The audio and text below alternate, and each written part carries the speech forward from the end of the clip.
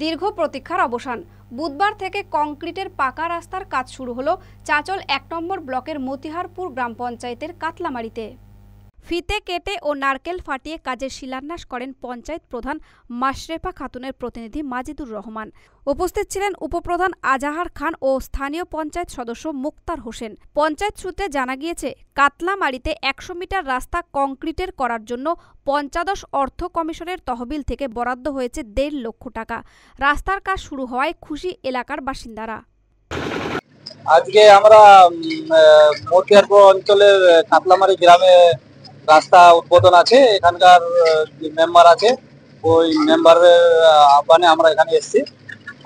বলছে আসেন, এখানে একটা রাস্তা উদ্বোধন হবে, সেটা প্রকৃত রাস্তায় কাজটা হচ্ছে।